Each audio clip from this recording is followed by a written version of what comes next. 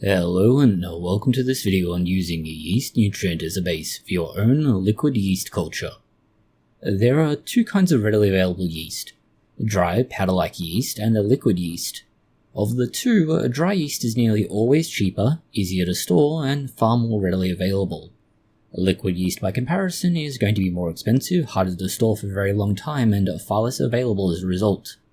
Of course, there is not only one side, but both to consider. Dry yeast is arguably less stable when you first add it to your brew, doesn't work quite as well, and has a delay before the yeast starts working. Liquid yeast is better to start working, doesn't have any issues with osmosis, and is easy to combine with your wash, water, whatever other precursor applies. This brings us to the simple problem of liquid yeast: cost, availability, and storage. You just can't store liquid yeast for very long at room temperature, but it will keep in the fridge.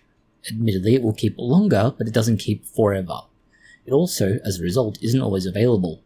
It also may not always be bought at a practical price for the small improvement in performance. The solution is very simple. Make your own. Take dry yeast and combine the yeast nutrient and a simple sugar and your choice of yeast. Okay, things are a bit more complicated than that, but that is the gist of it. But let's put it into practice. You will need a suitable container for your starter culture: yeast, sugar, and nutrient, rather obviously. Now, the nutrient can come as either a ready powder, that's something you add to, say, your fermentation, which is primarily a group of amines that are added to allow yeast to grow. Alternatively, you can use something like yeast nutrient type mixtures that are used by health food stores and health nuts in general. Or if you really want, something like Vegemite, Marmite, or other similar yeast extract equivalents. To make one, let's say, container, we'll operate on the premise of making 1 liter, but you can scale it down or up to whatever you need. In our case, it will be ultimately a 100 milliliter volume. That's approximately 3.3 fluid ounces. So, if we work on the basis of, say, 1 liter of water, as we've described, you preferably want it distilled and sterile. Now, sterile may not be as big an issue because yeast will eventually outcompete whatever you have growing in there otherwise, but, well, adventures in microbiology may not be the best time for everybody. So, again, preferably distilled and sterilized. You want 5 grams of yeast nutrient, 50 grams of sugar, and 1 teaspoon of yeast. We are using a sparkling or champagne wine yeast. The first steps are very basic. Combine everything in a suitably large vessel. In this case, it's a 250 milliliter bottle with a cheesecloth over the top to ensure movement of air and oxygenation. We're not worried at all about ensuring that it's oxygen-free at any point. In fact, oxygen to an extent would help. If you really wanted to promote growth, you could theoretically oxygenate it to give the yeast a bit of a bump and help them grow even better. This is left to stand for 48 hours at 20 degrees Celsius. We do this for one reason and one reason only. We want the yeast to grow well and be strong. 48 hours is enough for the yeast to multiply not once, but to 16 times the original population. That's because every 12 hours the population will double.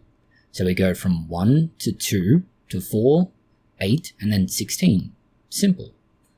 After 48 hours, we should have a significantly larger population that can be used straight away by pitching it into your wash, and it will start fermenting. Option 2 is where we're going to be going though. What we want is to make this a storable yeast culture that can pull out when needed. Defrost if you really want and use it. To get this longer term use out of it, we now need to transfer this to another container. To this, we add the same amounts or a ratio thereof of sugar, yeast nutrient, but we don't need to add the yeast. The yeast is already present in our original, let's say, culture.